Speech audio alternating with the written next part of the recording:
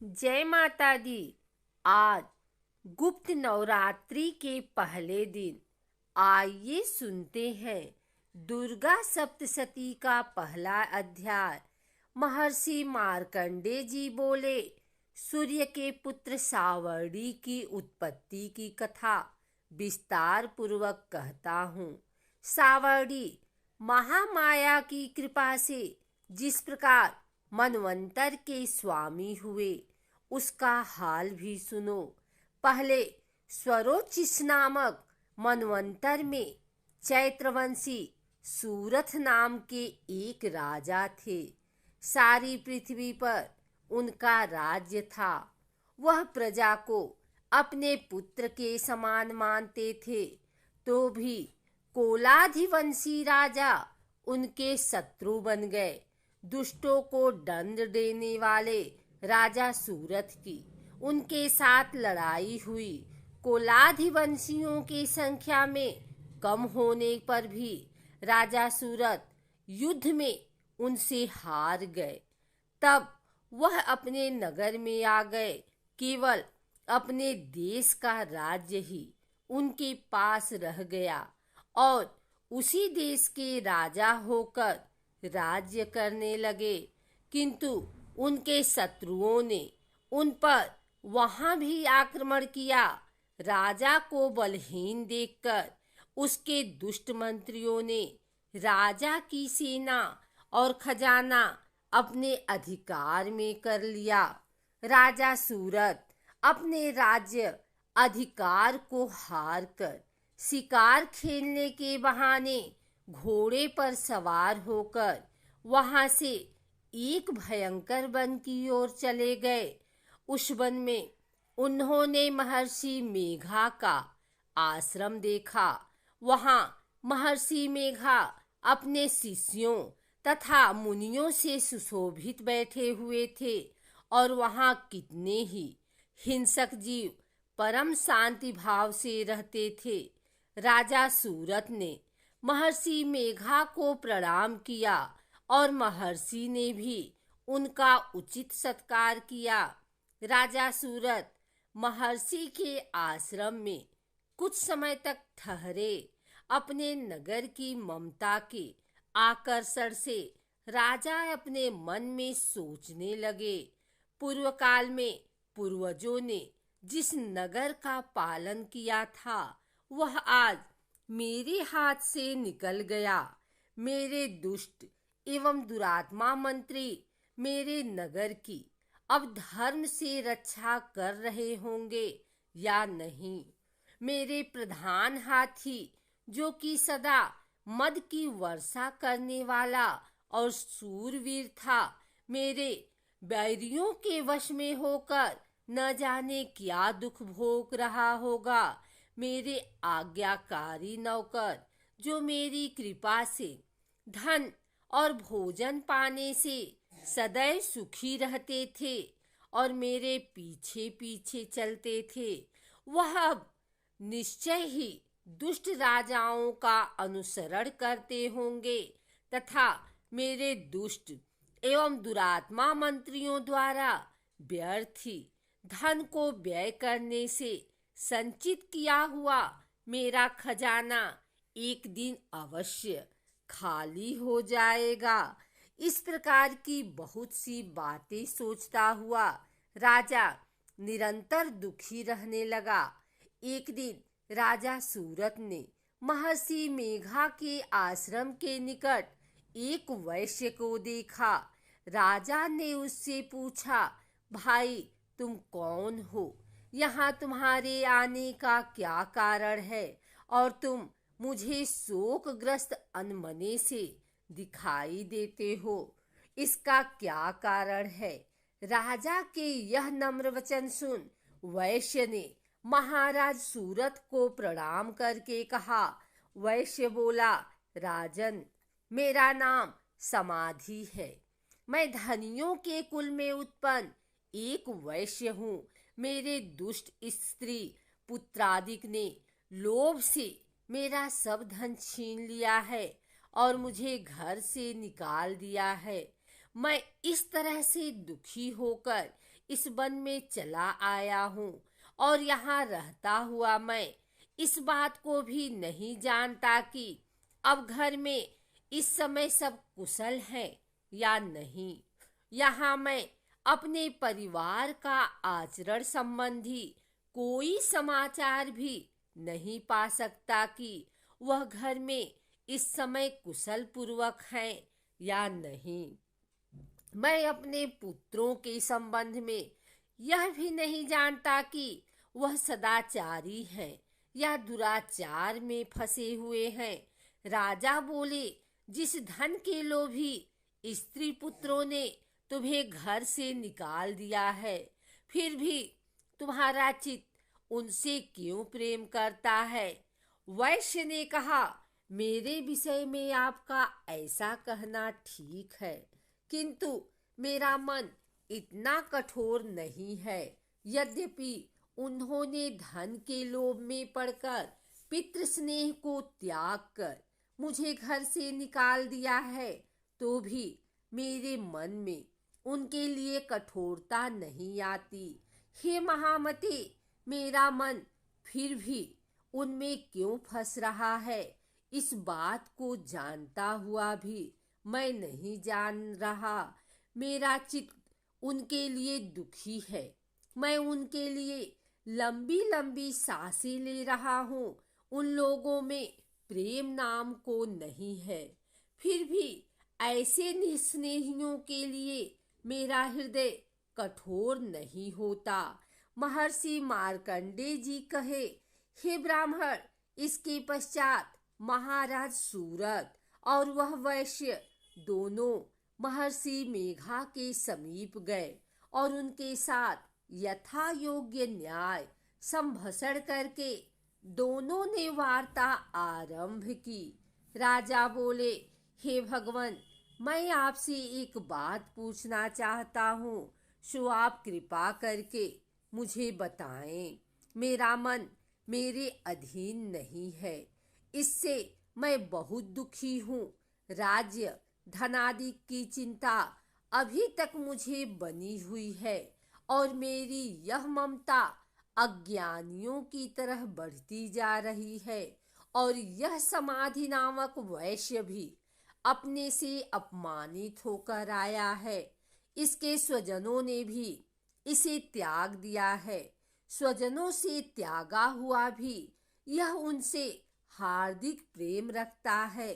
इस तरह हम दोनों ही दुखी हैं।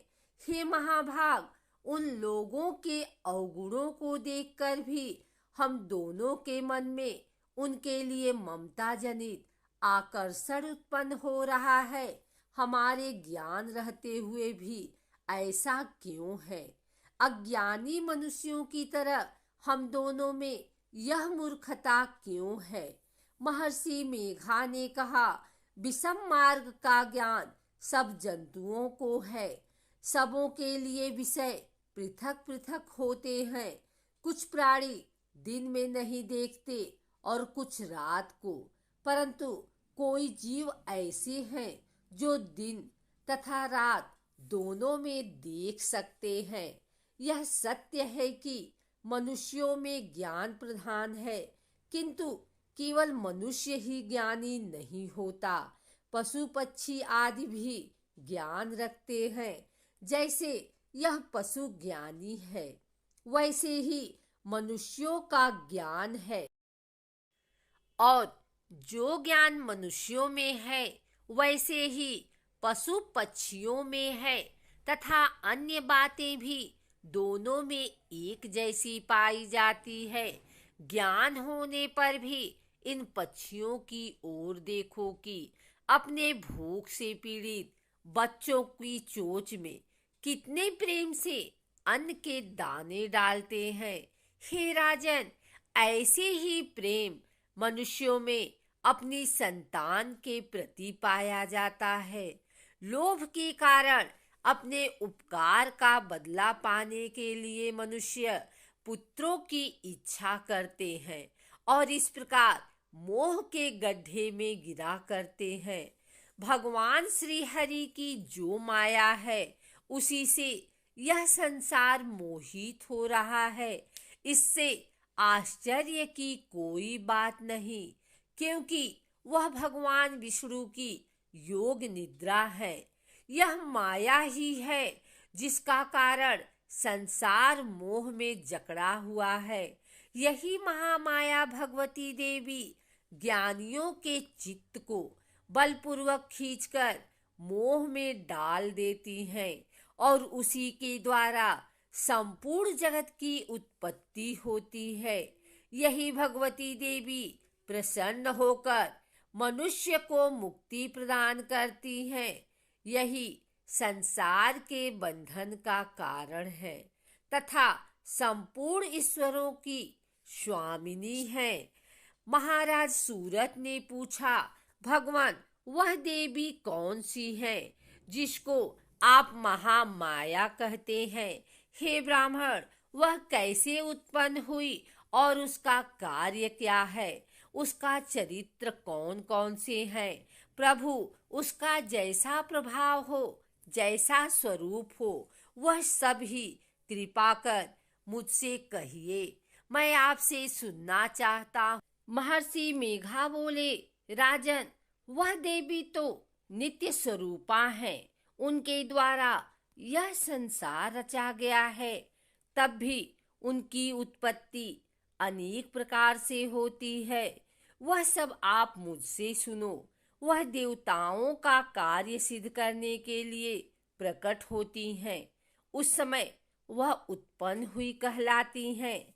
संसार को जलमय करके जब भगवान विष्णु योग निद्रा आश्रय लेकर शेष शैया पर सो रहे थे, तब मधुकैटभ नाम के 2 असुर उनके कानों के मैल से प्रकट हुए और वह श्री ब्रह्मा जी को मारने के लिए तैयार हो गए।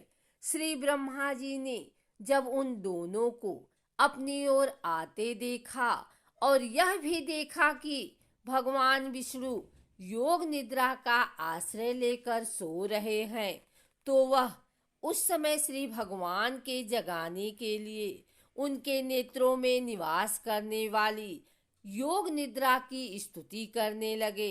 श्री ब्रह्मा जी ने कहा, हे देवी, तुम नहीं स्वाहा, तुम ही स्वधा और तुम ही वष्टकार हो। स्वर भी तुम्हारा ही स्वरूप है। तुम ही जीवन देने वाली सुधा हो। नित्य अक्षर प्रणव में अकार, उकार, मकार, इन तीनों माताओं के रूप में तुम ही स्थित हो। इनके अतिरिक्त जो बिंदु पद अर्ध मात्रा है, जिसका कि विशेष रूप से उच्चारण नहीं किया जाता है, हे देवी, वह भी तुम ही हो। संध्या, सावित्री तथा परम जननी तुम ही हो। तुम इस विश्व को धारण करने वाली हो। तुमने ही इस जगत की रचना की है और तुम ही इस जगत की पालन करने वाली हो और तुम ही कल्प के अंत में सबको भक्षण करने वाली हो।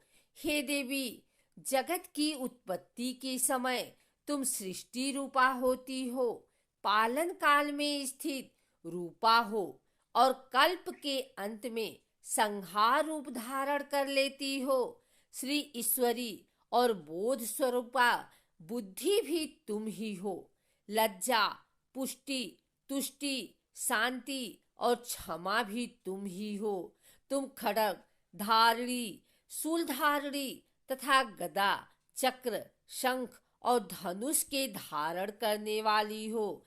बाण, भुसंडी और परिध, यह भी तुम्हारे ही अस्त्र हैं। तुम सौम्य और सौम्यतर हो।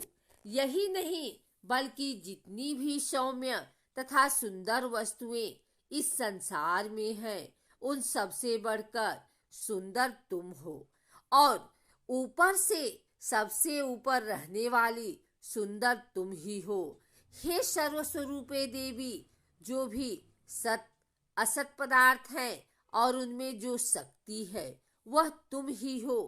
ऐसी अवस्था में भला तुम्हारी स्तुति कौन कर सकता है?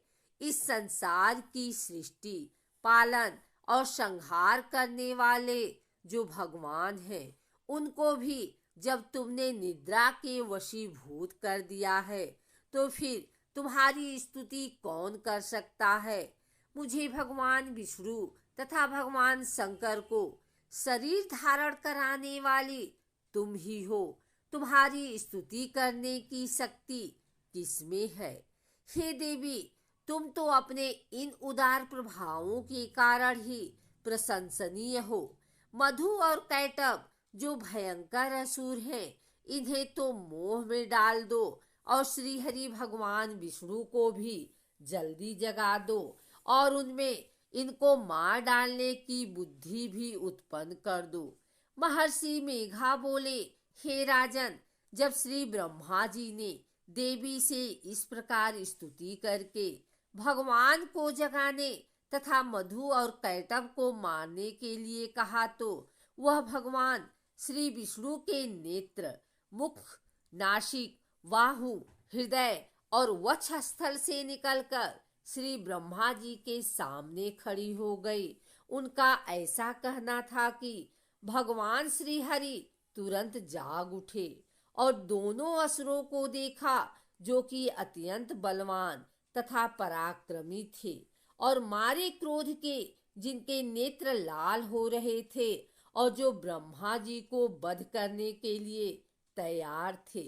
तब क्रोध हो उन दोनों दुरात्मा असुरों के साथ भगवान श्री हरि पूरे 5000 वर्ष तक लड़ते रहे। एक तो वह अत्यंत बलवान तथा पराक्रमी थे, दूसरे महामाया ने भी उन्हें मोह में डाल रखा था। अतः वह भी भगवान से कहने लगे, हे दोनों, तुम्हारी वीरता से अत्यंत प्रसन्न हैं, तुम हमसे कोई वर मांगो। भगवान ने कहा, यदि तुम मुझ पर प्रसन्न हो तो अब तुम मेरे हाथों से मर जाओ। बस इतना सा ही वर मैं तुमसे मांगता हूँ। यहाँ दूसरे वर से क्या प्रयोजन है?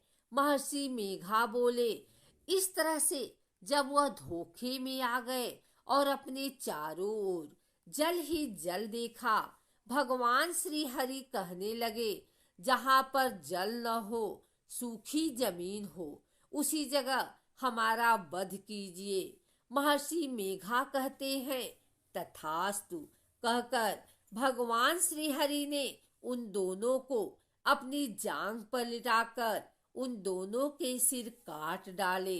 इस तरह ये देवी श्री ब्रह्मा जी की स्तुति करने पर प्रकट हुई थी। अब तुमसे उनके प्रभाव का वर्णन करता हूँ, सुनो।